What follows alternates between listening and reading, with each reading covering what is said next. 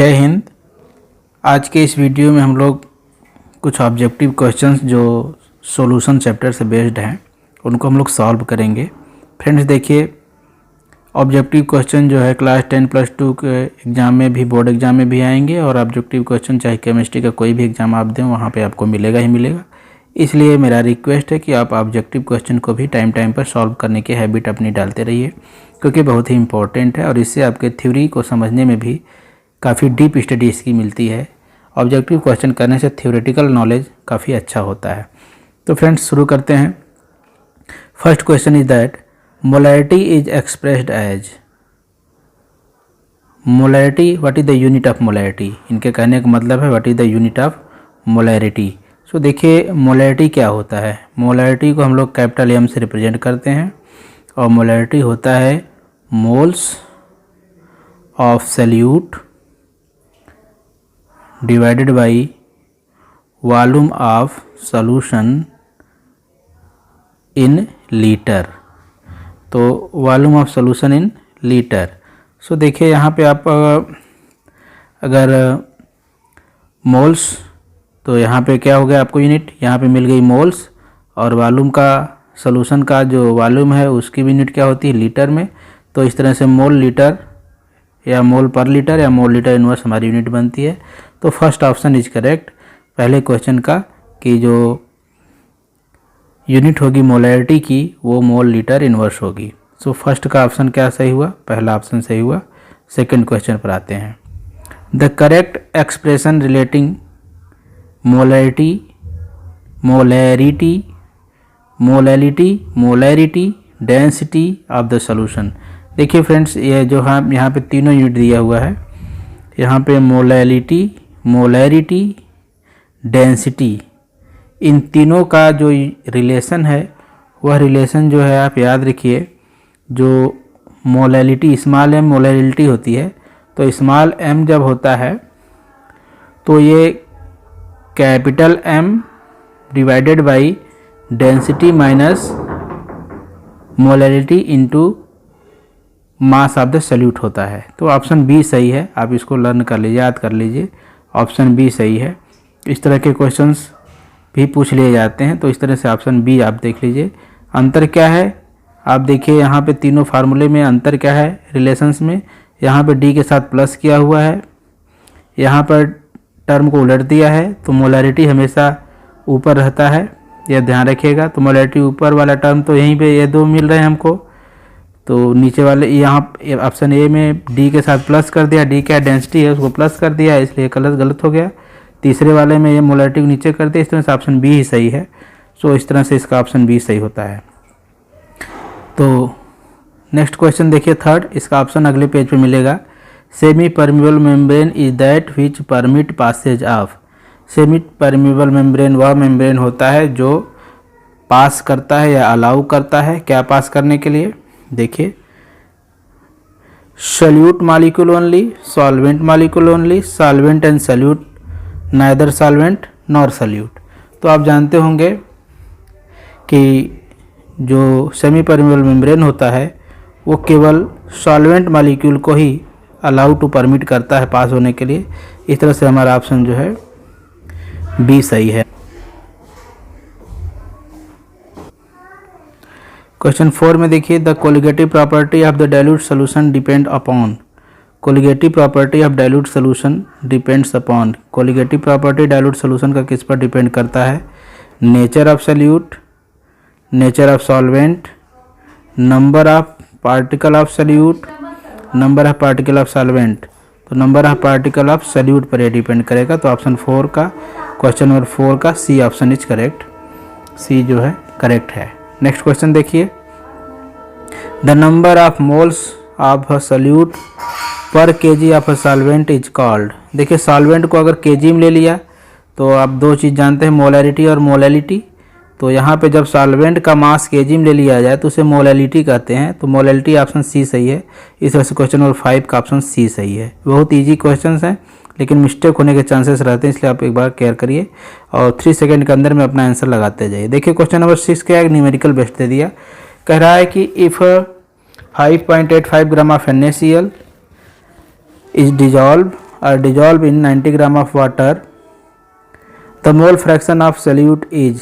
अब mole fraction of solute मांग रहा है, तो मोल फ्रैक्शन का फार्मूला जानते होंगे। देखिए फ्रेंड्स, मोल फ्रैक्शन के लिए हम लोग क्या लिखते हैं कि मोल फ्रैक्शन को हम लोग x से रिप्रेजेंट करते हैं, ऐसे x से। तो x अगर हमको सॉल्यूट निकालना है तो मान लेते हैं सॉल्यूट के लिए हमने यहाँ पे s लिख दिया, तो mole fraction solute equal to the Na by या बिलो Na प्लस Nb। इसका मतलब क्या है कि नंबर ऑफ मोल्स, Na का मतलब क्या है, नंबर ऑफ मोल्स, तो मोल्स ऑफ सॉल्यूट, और Na Nb को प्लस कर दे तो क्या है, टोटल नंबर ऑफ मोल्स। तो कहने का मतलब कि जिसका आपको फ्रैक्शन निकालना है, सॉल्यूट का निकालना है, तो यहाँ पे S लिखना चाहिए, या चलिए हमको XA लिख दिए, A फॉर सॉल्यूट और B फॉर सॉल्वेंट। तो अगर हमें सॉल्यूट का निकालना है, Na का निकालना है, तो हम इसको ऊपर रख लेंगे और टोटल मोल्स को नीचे कर लेंगे। तो अब नंबर ऑफ मोल्स क्या होता है, नंबर ऑफ मोल्स के लिए आपको फार्मूला मालूम है कि given mass upon molar mass, मतलब मोल्स बराबर n बराबर होता है मास अपॉन मोलर मास। तो मास कितना दिया हुआ है क्वेश्चन में, अपने देखिए ध्यान से ज़रा, यहाँ दिया हुआ है कि 0.5 ग्राम ऑफ NaCl। तो मास हमने लिख लिया 0 नहीं है, 5.85 है, तो हमने लिख लिया यहाँ पे 5.85 by dissolve in 90 gram of water. अब मोलर मास किसका, NaCl लिखा हुआ है, तो NaCl का मोलर मास कितना है, NaCl का मोलर मास देखिए, Na का होता है 23, Cl का होता है 35.5, आप प्लस कर दीजिए तो 58.5 आएगा। इस तरह से आप इसको क्या करेंगे, इस तरह से आप जो है 5.85 को 58.5 से कट करेंगे, तो आपको यहाँ पे क्या मिल जाएगा, यहाँ पे हमको मिल जाएगा 0.1। इसका मतलब, इसको फ्रेंड्स स्क्रीनशॉट ले लीजिए, इसको सॉल्व कर लीजिए। इसका मतलब कि Na कितना मिला हमको, 0.1 मिला, तो हमने यहाँ पे लिख लिया Na इक्वल टू दी 0.1। अब हमको जो है Nb भी निकालना पड़ेगा, तभी तो हम टोटल मोल्स निकालेंगे। तो Nb क्या करना है, 90 ग्राम, तो मास हो गया 90, और मोलर मास वाटर है, तो वाटर का मोलर मास कितना होता है, 18 होता है, 18 5 या 90, यहाँ पे 5 आ गया। इसका मतलब ये हुआ कि Nb इक्वल टू क्या हो गया, 5 हो गया। ठीक है, सॉल्व करते चलिए, तो Nb इक्वल टू क्या हो गया, 5 हो गया, Nb इक्वल टू 5। अब मोल फ्रैक्शन का फार्मूला फिर से लिख लीजिए, जैसा आपको मैंने पीछे बताया था। मोल फ्रैक्शन का फार्मूला हो गया कि 0.1 बाई 0.1 प्लस 5। ये 0.1 प्लस 5 क्यों लिखा, ये नंबर ऑफ मोल्स जिसका निकालना है उसको ऊपर रखे, और यहाँ पे टोटल नंबर मोल्स, क्योंकि ये बाइनरी कंपोनेंट है तो यहाँ 2 कंपोनेंट है, इसलिए 2, अगर 3 होते तो प्लस तीसरा भी लिखते हम लोग। अभी हमारे पास क्या मिला, 0.1 बाई 5.1। 0.1 को 5.1 से डिवाइड करेंगे तो क्या बचेगा,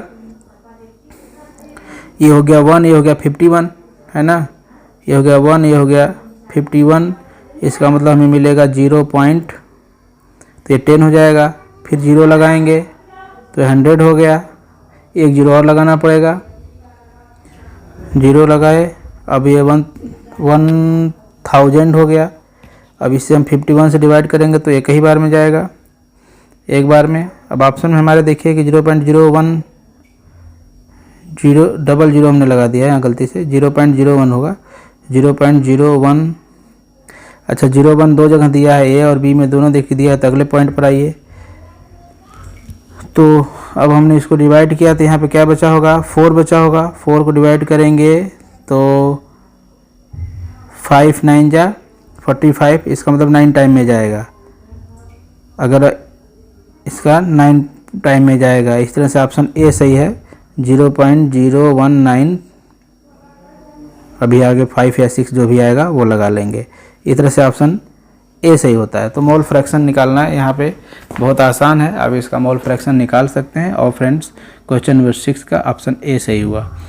आगे बढ़ते हैं, क्वेश्चंस को आप नोट करते चलिएगा।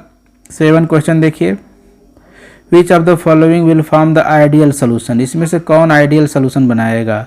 आइडियल सोल्यूशन क्या होता है फ्रेंड्स, आइडियल सोल्यूशन के लिए देखिए कॉन्सेप्ट क्या है कि delta H mixing equal to क्या होता है 0 होगा, डेल्टा वी क्या होगा वो 0 होगा, और नॉन आइडियल में क्या होता है ये सब 0 नहीं होते हैं, या तो बढ़ जाते हैं या तो घट जाते हैं, वेपर प्रेशर या तो बढ़ जाता है या तो घट जाता है, तो पॉजिटिव और नेगेटिव डेविएशन होता है। तो जो आइडियल सोल्यूशन बिहेवियर होता है इसमें से आइडियल सोल्यूशन के लिए हम लोग देखते हैं कि कौन कौन सा बिहेवियर पहले कर रहा है, बारी बारी सबको देखते चलते हैं कि किसका कौन सा बिहेवियर है। तो अगर हम देखें इथेनॉल और वाटर का, तो इथेनॉल और वाटर कैसा बिहेवियर करता है, पॉजिटिव करता है। नाइट्रिक एसिड और वाटर निगेटिव करते हैं। क्लोरोफार्म और एसीटोन कैसा करते हैं, ये भी नेगेटिव करते हैं। बचा कौन, ये चौथा, ये बेंजीन और टॉल्यूइन, ये कैसा करते हैं, आइडियल बिहेवियर के नियरर होते हैं। आइडियल बिहेवियर कोई नहीं कंप्लीटली करता है, बट ये नियरर आइडियल बिहेवियर शो करता है। इस तरह से डी ऑप्शन सही है, 7 का डी।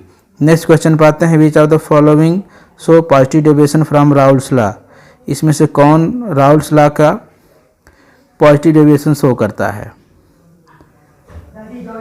ठीक है, देखिए तो पॉजिटिव डेविएशन कौन शो करता है फ्रेंड्स।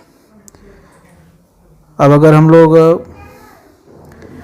बेंजीन और टॉल्यूइन को देखें तो ये क्या करता है, ये तो आइडियल, अभी तो यहीं पास में ही देखे तो ये आइडियल बिहेवियर करेगा।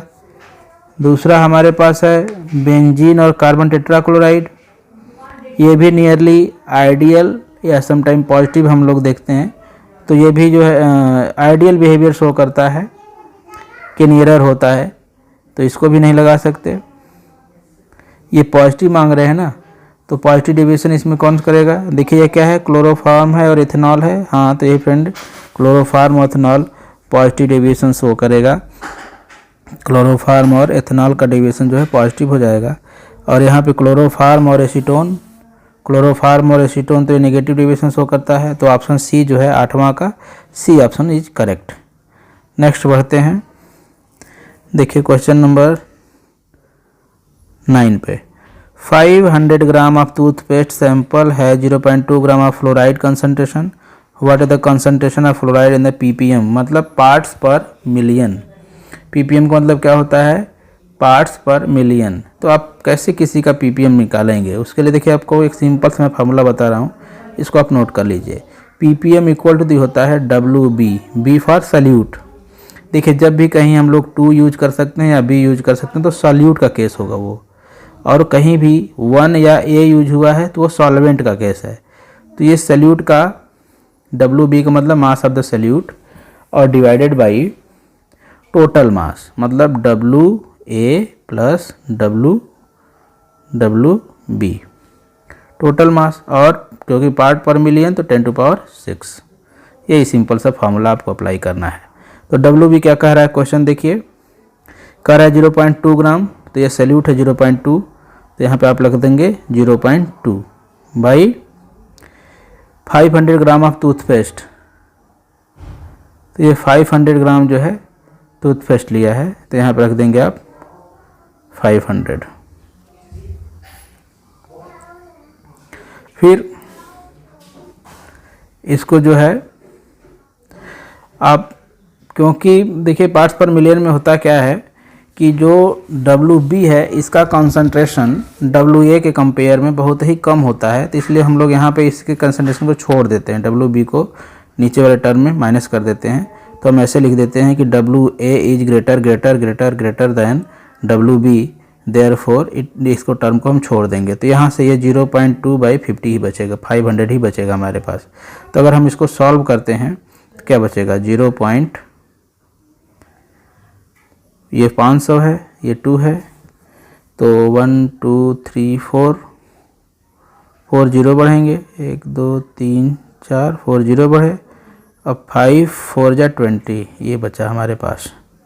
मतलब ये क्या है 1 2 3 4 5, मतलब ये देखिए, मतलब ये बचा हमारे पास 4 × 10⁻⁻5, और इंटू 10⁻6 यहाँ पे चल रहा है 10⁻6। इसका मतलब होगा कि 4 × 10 टू पावर 2, 10 टू पावर 2, ये 5 आएगा, ये 4 ही आना चाहिए, 4 इंटू 10 टू पावर 4 आएगा। तो यहाँ पे 10 टू पावर 2, यहाँ पे एक जीरो अधिक बढ़ा दिया था मैंने, तो यहाँ पे हो गया हमारे पास मिला 4 इंटू 10 टू पावर 2। अब हम देखें कौन सा ऑप्शन हमारा सही हो रहा है। 4 इंटू 10 टू पावर 2 हमारा आंसर आया, लेकिन आंसर में तो यहाँ पे 2.5 2 ये ऐसा दिया हुआ है। तो आप बता सकते हैं कौन सा सही है ऑप्शन? जी, कौन सा सही है? सी सही है, क्योंकि इसको आप सॉल्व कर देंगे तो क्या हो जाएगा, ये 400 हो जाएगा। तो इस तरह से 10th क्वेश्चन का जो है ऑप्शन सी सही होता है, 400 आंसर आएगा। 400 ppm। ppm तब यूज की जाती है जब कोई भी सैल्यूट सॉल्वेंट के कंपैरिजन में बहुत लेस अमाउंट में प्रेजेंट होता है, तब इस यूनिट को हम लोग ppm से मेजर करते हैं, जैसे कि पॉल्यूटेंट वगैरह को या मेडिसिन के कॉन्सेंट्रेशन को भी ppm में मेजर करते हैं। क्वेश्चन नंबर 10 देखिए, solution which distil without change in the composition. ऐसा सोल्यूशन जिसका डिस्टिलेशन करें तो जो वेपर निकलेंगे वो वेपर जो है चेंज नहीं होते हैं। मतलब ये कि ऐसा सोल्यूशन जिसका प्योरीफिकेशन डिस्टिलेशन मेथड से नहीं कर सकते, इसका कहने का मतलब यही है। तो ऐसे सोल्यूशन को हम लोग एजियोट्रॉपिक मिक्सचर्स कहते हैं। तो 10th का ऑप्शन नंबर ए सही है। ठीक है, आगे देखते हैं। क्वेश्चन नंबर 10 के बाद यहाँ क्या आ गया, 14 आ गया। चलिए कोई बात नहीं, 14 ही देखते हैं। देखिए कह रहा है कि the freezing point order of a solution glucose is. अच्छा, देखिए ग्लूकोज का परसेंटेज दिया है, तो फ्रीजिंग पॉइंट का क्या होगा, डिप्रेशन होगा। जो सोल्यूशन जितना अधिक डेंस होगा, मतलब जिसकी परसेंटेज जितनी अधिक होगी, वो सोल्यूशन उतना ही पहले फ्रीज कर जाएगा। ठीक है, जिसकी कंसंट्रेशन जितनी ज़्यादा होगी, वो सोल्यूशन उतना ही पहले फ्रीज करेगा। तो ये कह रहा है इंक्रीजिंग ऑर्डर, और टेम्परेचर मांग रहा है फ्रीजिंग पॉइंट ऑफ सोल्यूशन। तो 1% का, हाँ यही होगा ऑप्शन, 1% का ज़्यादा होगा 2% से, और 2% का ज़्यादा होगा 10%, 3% से, 10% का सबसे कम होगा। 10% सोल्यूशन का फ्रीजिंग पॉइंट सबसे कम होगा, क्योंकि ये डिक्रीजिंग ऑर्डर है, इसलिए हमको ऐसे लगाना पड़ा। तो ऑर्डर के केस में बड़ा समझना पड़ता है। देखिए यहाँ पे क्या है कि 10% वाला सोल्यूशन जो होगा सबसे पहले फ्रीज कर जाएगा। ठीक है, तो सबसे पहले फ्रीज करने का मतलब कि सबसे लेसर टेम्परेचर पर फ्रीज करेगा। इसका मतलब ये वाला ऑप्शन ही सही है। तो यहाँ पर ये सब आप गलती से भी ए मत लगाइएगा ऑप्शन, क्योंकि ए ऑप्शन रॉन्ग हो जाएगा। 10% इज लेसर देन होगा, ना कि ग्रेटर देन होगा। तो इसलिए ऑप्शन बी सही है 14 का। ठीक है फ्रेंड्स, अगर आपको क्वेश्चंस अच्छे लग रहे हों तो इसके लिए आप वीडियो को लाइक कर दे तो अच्छा लगेगा हमको भी। आगे बढ़ते हैं। देखिए, the want of factor for the solute which does not dissociate और एसोसिएट। ऐसा सल्यूट जो न तो एसोसिएट हो रहा हो न डिसोसिएट हो रहा हो, उसके लिए वांट ऑफ फैक्टर हम लोग क्या कहते हैं। तो नॉन इलेक्ट्रोलाइट के लिए हम लोग 1 यूज करते हैं। तो ऑप्शन नंबर ए का सही है 15 का। Next, the molar freezing point constant for water is 1.86 if 342 gram of cane sugar is dissolve in 100,000 gram of water the solution will freeze at. देखिए बहुत ही इजी क्वेश्चन है ये, क्वेश्चन बहुत ही easy है। मैं क्या कहूँ, ये क्वेश्चन बहुत ही इजी है, लेकिन इसको जो है सॉल्व करने में के चक्कर से बचने के लिए बच्चे क्या करते हैं, अक्सर छोड़ दिया करते हैं। तो आप ऐसा नहीं करेंगे। देखिए फ्रीजिंग पॉइंट डिप्रेशन का एक क्वेश्चन है, और फ्रीजिंग पॉइंट डिप्रेशन में आपको एक फार्मूला याद करना, एक फार्मूला मिलता है कि डेल्टा टी एफ से हम लोग इसको लिखते हैं कि डेल्टा टी एफ। तो डेल्टा टी एफ क्या होगा भाई, delta T F equal to the K F into 1000 into W2 upon M2 into W1, यही फार्मूला है। ठीक है, टी एफ क्या है, फ्रीजिंग पॉइंट डिप्रेशन। तो T F equal to the K F, freezing point depression constant है, 1000 W2 मतलब mass of solute, M2 molar mass of solute, ये मोलर मास ऑफ सल्यूट है, और W1 क्या है, मास ऑफ सॉल्वेंट है। तो देखिए क्या क्या दिए हैं, उस हिसाब से हम लोग क्वेश्चन को सॉल्व करते हैं। तो देखिए लिखा है कि the freezing point depression, the freezing point constant for water is 1.86। यह क्या है 1.86 क्या है भाई, 1.86 KF है। तो यहाँ पे लिख देंगे हम लोग 1.86, ठीक, इंटू 1000 इंटू W2 का मतलब मास ऑफ सल्यूट। तो सल्यूट का मास कितना दिया है 342 लिखा है ग्राम, तो यहाँ पे लिख दिया 342 डिवाइडेड बाई M2 सल्यूट का मोलर मास। देखिए सल्यूट हमारा क्या है, सल्यूट हमारा शुगर है, केन शुगर। केन शुगर का फार्मूला होता है C12H22O11। अगर इसके मोलर मास को निकालें तो 342 ही आता है। इस तरह से इसका मोलर मास भी क्या मिल गया हमको 342 मिल गया।